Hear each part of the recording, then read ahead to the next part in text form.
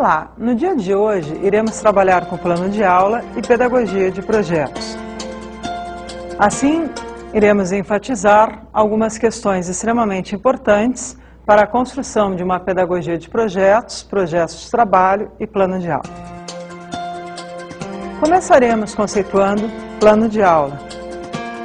Iremos enfatizar as fases da história do planejamento de aula, a partir das ideias de Santana. A autora destaca 3 princípios frente a essa história do planejamento. O primeiro princípio seria a fase do princípio prático. Neste princípio, nós teríamos, na realidade, um planejamento sem estruturação. Por quê? Se retomarmos a questão histórica, estaremos relacionados aproximadamente à década de 50. Nesta época, não havia uma necessidade de uma organização de um planejamento mais formal. Na realidade, a preocupação era com as tarefas sendo cumpridas. Assim, algumas categorias de organização eram visualizadas, como objetivos e tarefas. Por que prático? No sentido em que o professor deveria trabalhar com estes conteúdos mínimos, colocando em prática. Entramos na segunda fase proposta pela autora, que seria a fase instrumental, que terá seu início relacionada fortemente ao processo de industrialização. Talvez a frase-chave da fase instrumental seria a aquisição de conhecimentos com um menor número de insucessos. Assim, esta fase vai ser caracterizada entre o movimento comportamentalista, ou seja, trabalhar com estímulos-respostas, com conteúdos mínimos, que vamos gerar saberes mínimos. Assim, esta fase de planejamento começa a trabalhar com questões relacionadas a mudanças comportamentais. Teremos também uma ênfase de uma estrutura de um planejamento associado a atividades mais fáceis para as mais difíceis, sendo a avaliação o cerne da fase instrumental. Por quê? Acreditava-se que nesta fase o bom professor era aquele que levasse o aluno ao maior número de sucessos, ou seja, acertos, sendo o erro quase que abominado, ou seja, o aluno não poderia cometer erros. Entramos agora para a autora na terceira fase, que seria a fase do planejamento participativo. A autora destaca dentro desta fase as ideias de Paulo Freire. Teremos aqui uma nova modificação, uma modificação no cerne, ação, reflexão, ação. Ou seja, o bom professor começará a planejar, agir sobre este planejamento e refletir também sobre o que está propondo. Se na fase prática instrumental o professor detinha ou não este ato de planejar, na fase do planejamento participativo, a ideia-chave será participação como atuação, recreação na relação com os outros, bem como se buscando constituir uma unidade de conhecimento. Unidade esta de conhecimento construída tanto pelo professor quanto pelos alunos. Por isto, processo participativo. Veremos agora um quadro síntese que busca elucidar as questões até o momento aqui trabalhadas. A aprendizagem, do ponto de vista da fase do planejamento participativo, será compreendida como um movimento de interação entre o professor, o sujeito que aprende e o objeto de conhecimento. Assim, a ação, reflexão, ação, ela faz parte de um movimento, torno a retomar, entre professor, aluno e conhecimento. Plano é o documento que diz o que vai ser feito, quando, de que maneira, por quem, para chegar a que evidências ou simples apresentação sistematizada e justificada das decisões tomadas. Como destacava Paulo Freire, quem ensina, ensina alguma coisa a alguém. Assim, para Paulo Freire, caberá sempre ao professor construir planos de aula ou pedagogias associadas a uma forma de planejamento.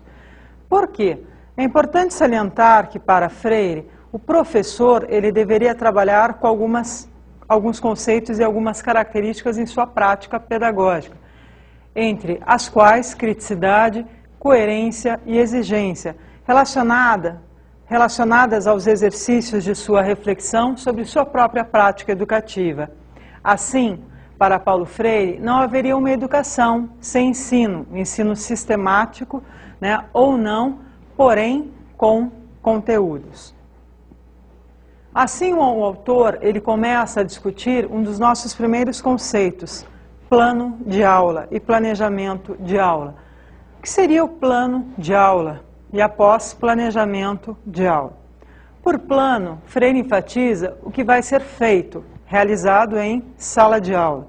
Assim, o plano de aula seria um instrumento de uma construção da realidade, ou seja, de detalhes, de objetividades do planejamento a ser aplicado pelo professor. Por quê? O plano de aula, ele deriva do planejamento, ou seja, o professor ele vai especificar e operacionalizar alguns procedimentos diários para a concretização, então, dos planos de estudos ou planos de curso, de unidade ou de ensino. Ou seja, vai buscar enfatizar as atividades que pretende colocar em prática com seus alunos em sala de aula. Veremos agora uma sugestão de roteiro de um plano de aula, ou seja, como poderíamos estruturar, então, a base de um plano de aula. Teríamos como sugestão, então, alguns dados de identificação, escola, componente curricular, a disciplina, professor, série, turma e turno. Poderíamos também destacar o conteúdo, o assunto a ser trabalhado, os objetivos gerais e os objetivos específicos deste plano de aula, os procedimentos, recursos, as atividades, as observações, ou seja, o que foi pretendido, o que foi colocado realmente em prática através desse plano de aula, as dificuldades que ocorreram e a avaliação. Aqui uma avaliação da própria estruturação da aula, no sentido em que esta possa nos auxiliar futuramente para que possamos, inclusive, modificarmos a nossa metodologia em sala de aula, bem como os recursos didáticos utilizados. Vamos ver agora a pedagogia de projetos. Na realidade, a pedagogia de projetos, ela nasce com Dewey e depois vai ser aprofundada através de um seu discípulo, Kilpatrick, aproximadamente em 1920. Bem, pessoal, qual era a ideia da pedagogia de projetos?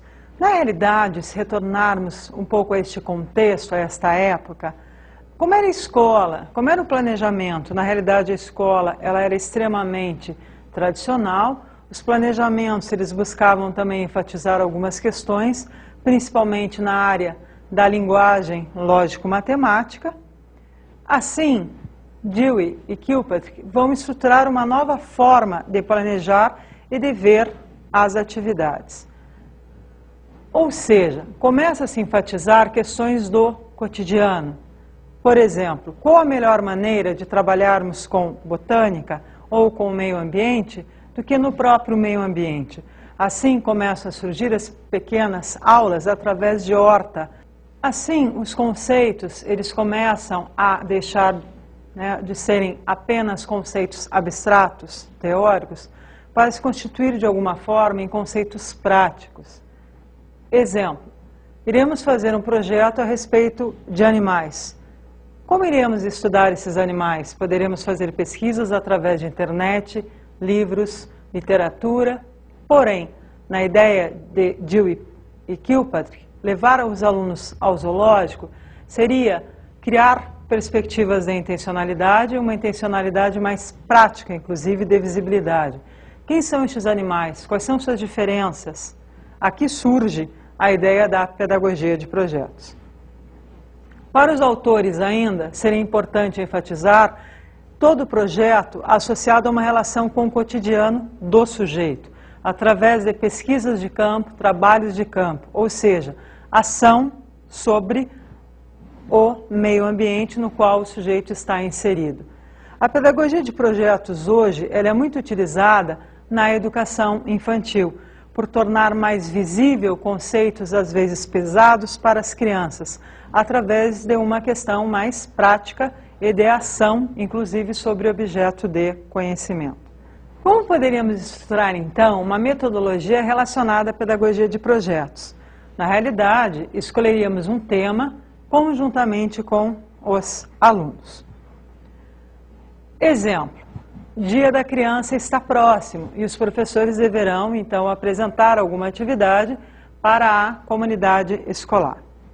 Aqui, o professor poderá sentar com as crianças e escolherem uma temática que desejam, então, estudar e trabalhar. Exemplo: digamos que as crianças tenham escolhido brinquedos e brincar, devido, inclusive, aos presentes que solicitam. Este professor poderia realizar um trabalho frente a brincar, ontem e hoje, ou seja, como os pais brincaram, como os avós brincaram, como as crianças brincam hoje, quais são as diferenças nestes brincares, nos brinquedos das crianças. O brincar de antigamente provavelmente poderia estar mais associado a brincadeiras antigas, a brinquedos construídos inclusive pelas crianças e pelos familiares. E hoje os brinquedos e os brincares das crianças estariam associados a brinquedos plastificados, ou de metais, ou a jogos eletrônicos. A ideia, sim, na pedagogia de projetos é poder, inclusive, problematizar estes brincares, estas formas de brincadeiras tão distintas, estes brinquedos, e podermos, inclusive, questionar para pais e alunos: será que as crianças hoje brincam? O que seria brincar? Assim, uma das ideias também da pedagogia de projeto, hoje, através de uma reestruturação de conceitos, seria colocar em prática aquilo que colocamos anteriormente, de ação, reflexão, ação. Então, o professor levar para o seu espaço cotidiano e escolar questões para reflexão e problematização de um contexto maior. A organização dos projetos de trabalho se baseia fundamentalmente numa concepção da globalização. Globalização e significatividade são, pois, dois aspectos essenciais que se plasmam nos projetos. Hoje, quem busca, inclusive, reconstruir alguns conceitos a respeito da pedagogia de projetos e enfatizar uma nova proposta seria Hernandes. Bem, é importante destacar que Hernandes parte de uma crítica à pedagogia de projetos para estruturar a sua ideia de projetos de trabalho. Por quê? Hernandes, na realidade, ele vai criticar a proposta de Dewey e Kilpatrick devido a uma estruturação inicial da pedagogia de projetos estar associado a um modelo fordista, ou seja, aquele modelo que, mesmo se utilizando de questões práticas, estaria associado ao crescer adulto, então encaminhando este para o processo de industrialização, para o mercado de trabalho industrial nos Estados Unidos. É interessante destacar que Hernandes salienta e realiza essa crítica e estrutura então a sua ideia de projetos de trabalho. Por que Hernandes vai propor os projetos de trabalho? Na realidade, Hernandes vai salientar que, através da utilização de projetos de trabalho, os alunos se tornariam mais ativos, críticos, autênticos, inclusive refletindo sobre o que estão fazendo, bem como o professor abriria-se para novas formas de pensamento, frente a conhecimentos populares, então, saber popular, e conhecimentos científicos, saberes científicos.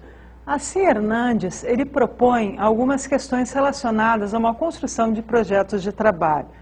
Primeiro, a escolha de um tema.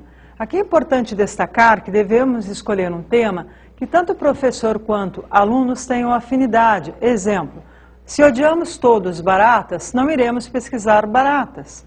Porém, às vezes o que acontece é que em sala de aula as crianças se mostram suscetíveis a determinado tema. Porém, este tema ele tem uma durabilidade muito pequena, ou seja, estamos estudando baleias, todas elas se interessam por baleias. Isto não significa que no próximo dia, na próxima aula, as crianças ainda não tenham este interesse.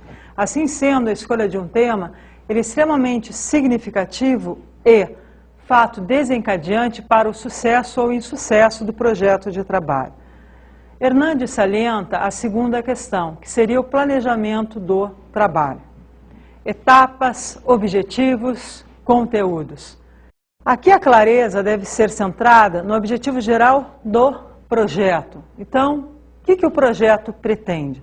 E os objetivos específicos também associados ao projeto, este, claro, objetivos sendo associados ao conteúdo. As etapas, como vamos desenvolver este projeto? De que forma? E, por fim, a questão deste conteúdo.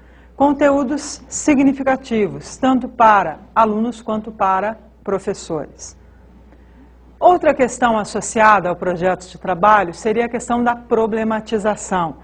Então, materiais ricos, que estimulem a criança. Então, idas a museus, utilização de internet, utilizações de fotografias. Por exemplo, lembra-se da sugestão do brincar, de investigação dos brinquedos? Poderíamos começar por um estudo de fotografias destes pais, destes avós brincando. Como seriam os brinquedos de antigamente, através de obras de arte? Então, isto são sugestões de atividades e de problematização. Teríamos ainda para Hernandes a questão da execução do projeto. Aqui com 3 questões associadas. Então, uma execução associada à pesquisa, à sistematização e à produção deste projeto. Por pesquisa, entendemos utilização de recursos pedagógicos, então materiais diferenciados, utilização de outros espaços ditos, inclusive não educativos. Na sistematização, vamos entender tanto a sistematização do projeto, quanto destes materiais, quanto as ideias a serem trabalhadas. E a produção, no sentido de dar vida, então, ao projeto de trabalho. Hernandes salienta ainda a importância da divulgação. Um dos grandes erros dos professores ainda hoje é que desenvolvemos vários projetos ou atividades ricas com as crianças ou com adolescentes em sala de aula e não mostramos para a comunidade escolar.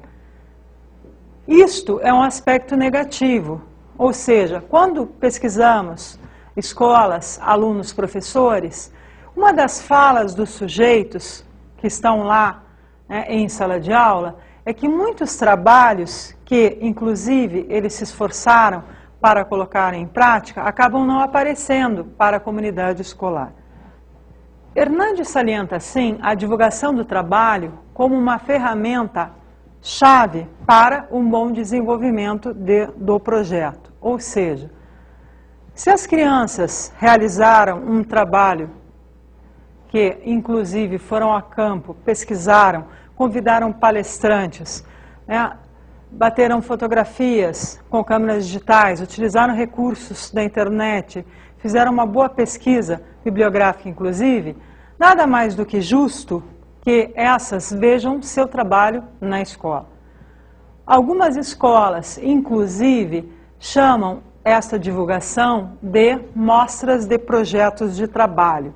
Aqui é interessante destacar que essas mostras de projetos de trabalho acabam envolvendo toda a comunidade escolar. E para nós, enquanto professores, o que acontece? Este trabalho ele se torna rico, inclusive assim enriquecendo trabalhos futuros. Por fim, Hernandes salienta a questão da avaliação. Aqui a avaliação não somente dos alunos, em termos de desenvolvimento global, afetivo, cognitivo e motor, mas principalmente a avaliação do projeto. Ou seja, este projeto foi significativo para os alunos, para o professor, quais foram as dificuldades encontradas para a realização do projeto, as facilidades decorrentes, então, da estruturação deste projeto de trabalho.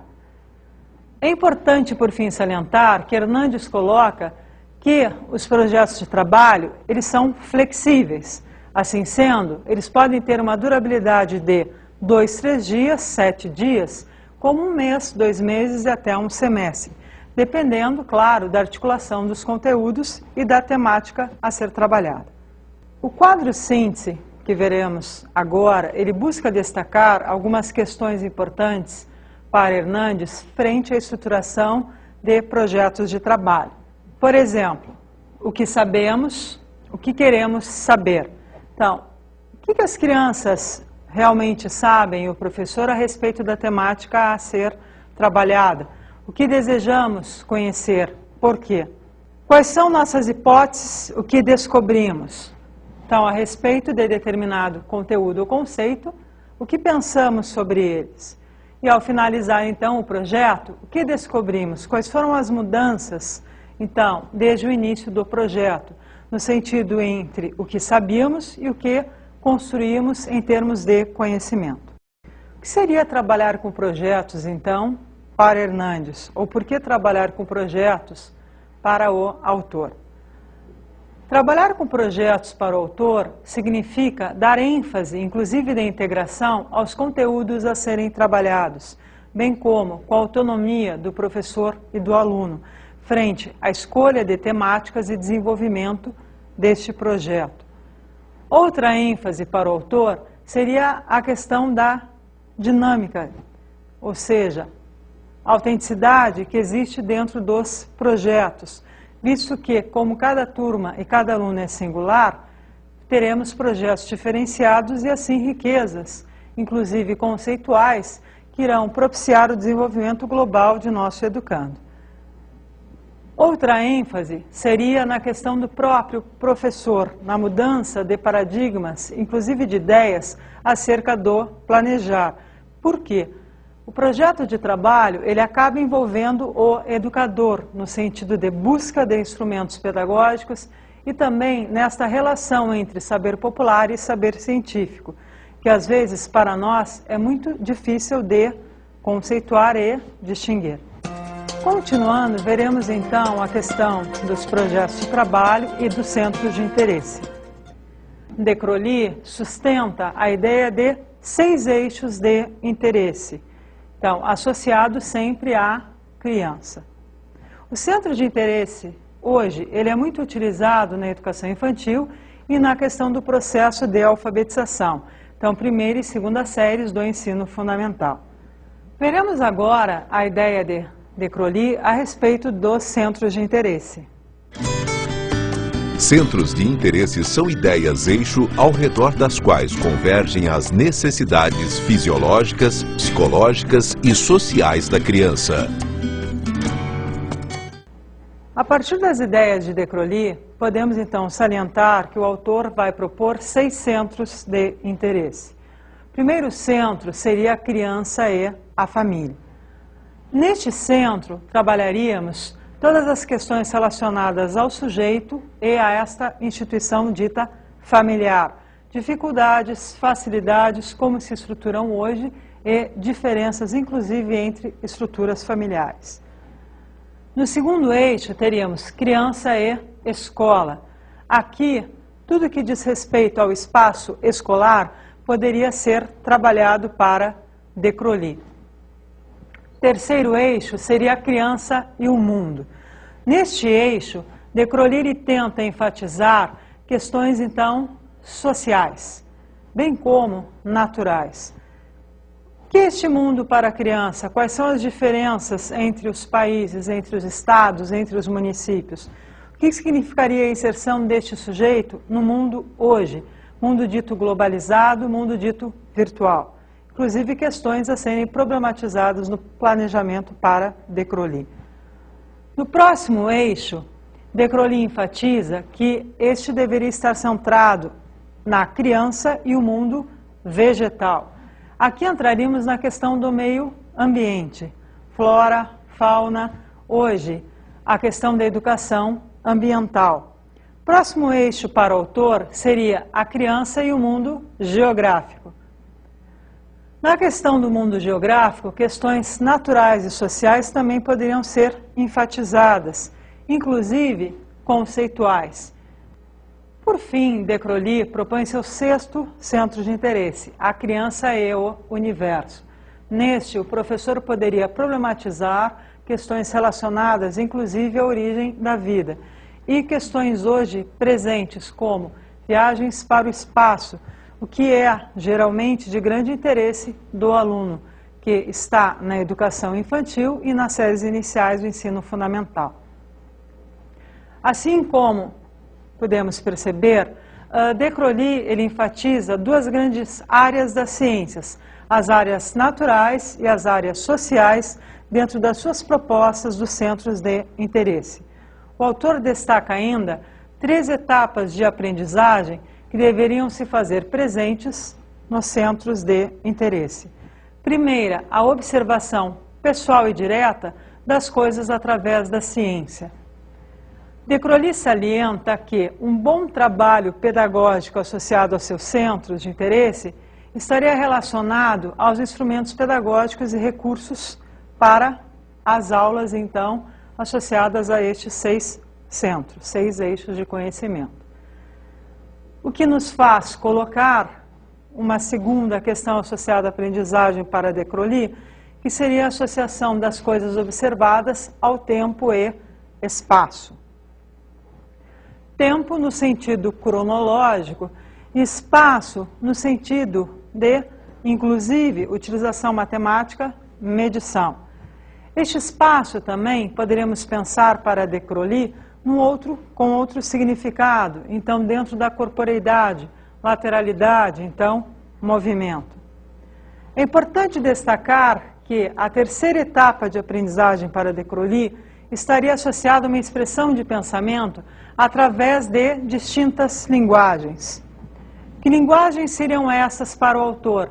A linguagem oral, linguagem escrita, linguagem corporal, a utilização das artes, da modelagem, da pintura, da literatura, do desenho, enfim, múltiplas formas de expressão, visto que, ao propor seus centros de interesse, De Crowley ele vai pensar em uma estruturação hoje associada à educação infantil, então a crianças de 0 a 6 anos.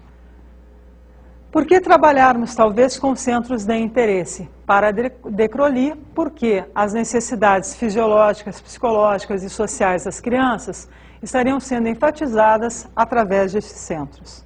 Diferenças entre centros de interesse e projetos de trabalho. Quais seriam as grandes diferenças entre os centros de interesse e os projetos de trabalho? De Crowley vai sustentar que a educação deve estar para a vida e mediante a vida.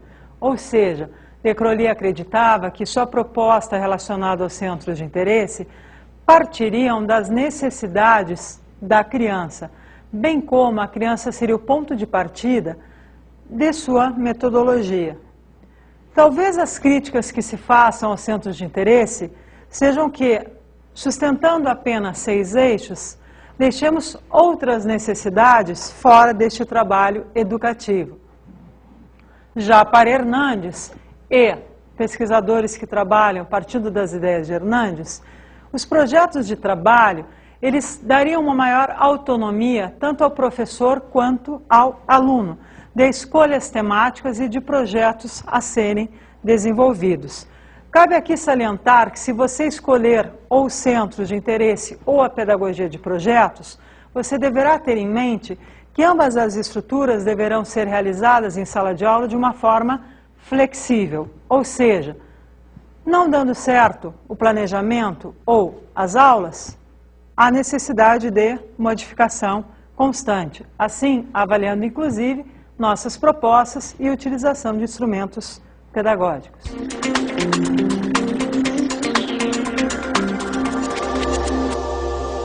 Nossa dica de estudos de hoje está relacionada a alguns livros, então, referenciais e bibliográficos, para que vocês possam realizar um estudo mais aprofundado frente aos projetos de trabalho e centros de interesse, bem como a questão do planejamento. Então, primeira sugestão seria o livro de Vasconcelos, Coordenação do Trabalho Pedagógico do Projeto Político-Pedagógico ao Cotidiano da Sala de Aula, editado pela Libertar. Projetos Pedagógicos, Cenas de Sala de Aula, de Dallazen, editado pela Mediação. Nestes vocês encontrarão alguns projetos de trabalho e pedagogia de projetos desenvolvidos em sala de aula. E, por fim, a Organização de Currículo por Projetos de Trabalho, de Hernandes e Ventura, editado pela ArtMed. Bons estudos, esta é a nossa dica de hoje.